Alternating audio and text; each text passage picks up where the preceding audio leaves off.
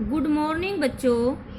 बेटा आज हम 9th क्लास ज्योग्राफी का जो हमारा 3rd लेसन चल रहा है उसका टॉपिक है आज का हमारा हिमालय की नदियाँ। तो आपसे जब हमारा लेसन रीड हुआ था तभी मैंने बताना शुरू किया था कि जो हिमालय की महत्वपूर्ण नदियाँ हैं वो सिंधु, गंगा और ब्रह्मपुत्र हैं। यानी ये नदियाँ बहुत लंबी हैं और इन नदियों की अनेक सहायक नदियाँ भी हैं और सहायक नदियों की उप नदियाँ भी हैं। तो जब एक नदी लंबी नदी में कुछ सहायक नदियां मिल जाती हैं और फिर कुछ उप नदियां यानी उनसे छोटी नदियां आकर उसमें मिल जाती हैं तो उसको नदी तंत्र कहा जाता है। सहायक नदियों को नदी तंत्र यानी कहा जाता है। तो हम सभी का यानी वर्णन जो है विस्तार से करेंगे। जैसे सिंधु, गंगा और ब्रह्मपुत्र मैंने बताया, तो सबसे पहले हम करेंगे सिंधु नदी का। तो आपने बेटा याद रखना है कि जो सिंधु नदी का जो उद्गम स्थान है यानी मानसरोवर झील है, जहां से सिंधु नदी निकलती है वो मानसरोवर झील के पास से निकलती है और यह मानसरोवर झील जो है तिब्बत के पास है। अगर हम इंडिया के मैप में देखेंगे तो जो मानसरोवर झील है वो हमारी तिब्बत के पास है। फिर पश्चिम की ओर बहती हुई यह नदी भारत के जम्मू कश्मीर के लद्दाख जिले में यानी लद्दाख जिले में प्रवेश करती है और इस भाग में यह बहुत सुंदर दर्शनीय गार्ज का निर्माण करती है। जैसे मैंने आपसे बताया था गार्ज क्या होता है, आप इस फोटो के माध्यम से गार्ज को देख सकते हैं कि जब नदियां निकलती है दो पहाड़ों के बीच से तो नदी की गति तीव्र होने के कारण पहाड़ों के बीच में दरार पड़ जाती है और धीरे धीरे जैसे नदी अपरदन करती है तो बीच से एक रास्ता बन जाता है जिसे हम गार्ज कहते हैं। इसके बाद है जो हमारी सिंधु नदी है, इसकी अनेक सहायक नदियां भी हैं। जैसे अगर सिंधु आपसे बताया जैसे ये उसमें जाकर लद्दाख में गार्ज का निर्माण करती है तो उसके बाद सिंधु नदी बलूचिस्तान तथा गिलगित में बहते हुए अटक में पर्वतीय क्षेत्र से बाहर निकलती है। तो जब ये बाहर निकलती है ये पाकिस्तान के पास है हमारा बलूचिस्तान और गिलगित, तो वहां से बहते हुए यानी जब नदी निकलती है तो इसको अनेक सहायक नदी मिल जाती है। जैसे सतलुज है, व्यास है, रावी है, चेनाब है तथा झेलम है। ये आपस में मिलकर पाकिस्तान में मिठानकोट के पास सिंधु नदी में मिल जाती हैं।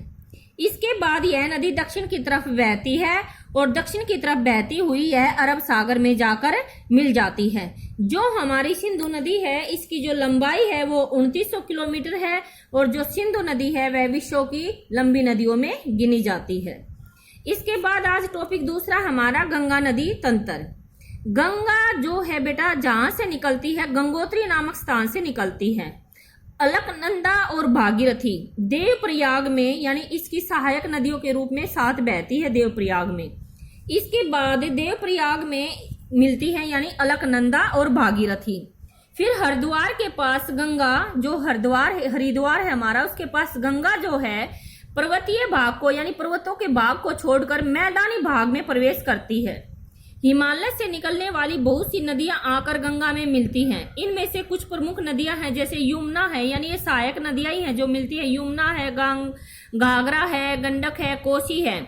आप ये भी ध्यान रखना है जैसे गंगा गंगोत्री से निकलती है ऐसे यमुना नदी भी हिमालय के यमुनोत्री नामक स्थान से निकलती है और यह गंगा नदी के दाहिने किनारे पर बिल्कुल गंगा के समांतर बहती है तथा इलाहाबाद में गंगा में मिल जाती है। फिर ये जो यमुना नदी है इलाहाबाद में जाकर जब ये दोनों साथ साथ बहती हैं लेकिन इलाहाबाद में जाकर गंगा और यमुना दोनों नदियां आपस में मिल जाती हैं। दोनों नदियों के मिल जाने के कारण नदी का पानी यदि गहरा हो जाता है तो कई स्थानों में यह बाढ़ का रूप ले लेती है और बाढ़ आ जाने के कारण उस स्थान में जान और माल दोनों का नुकसान होता है। लेकिन ये नदियां आपको पता भी है कि नदियों के द्वारा जो मैदानों का निर्माण होता है वह उपजाऊ मैदान होते हैं। लेकिन ये जो नदियां हैं मिट्टी को उपजाऊपन प्रदान कर कृषि योग्य भूमि में बना देती हैं।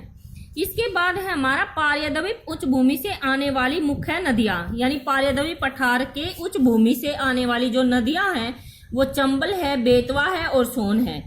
ये अर्ध शुष्क यानी जहां पर ना तो वर्षा बहुत कम है और ना ही वर्षा की मात्रा अधिक है उन क्षेत्रों को कहा जाता है अर्धशुष्क।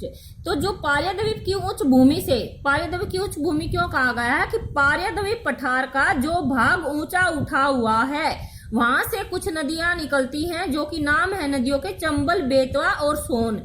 और ये अर्ध शुष्क क्षेत्रों से निकलती हैं। इनकी लंबाई कम तथा इनमें पानी की मात्रा भी बहुत कम होती है। इसके बाद बाएं तथा दाहिने किनारे को सहायक नदियों के जल से परिपूर्ण होकर गंगा पूर्व दिशा में पश्चिम बंगाल में फरक्का तक बहती है और यह गंगा डेल्टा का सबसे उत्तरी बिंदु है। और यहाँ आकर जो हमारी गंगा नदी है वो दो भागों में बढ़ जाती है, भागीरथी, हुगली, और दक्षिण की तरफ बहती है तथा डेल्टा के मैदान से होते हुए यह बंगाल की खाड़ी में मिल जाती है। इसके बाद जो हमारा नेक्स्ट टॉपिक है, यानी गंगा जो नदी है हमारी बंगाल की खाड़ी में आकर मिल जाती है। इसके बाद जो नेक्स्ट टॉपिक है वो हमें कल पढ़ेंगे। नेक्स्ट हमारा टॉपिक है ब्रह्मपुत्र का, जो ब्रह्मपुत्र नदी तंत्र है उसके बारे में हम कल पढ़ेंगे।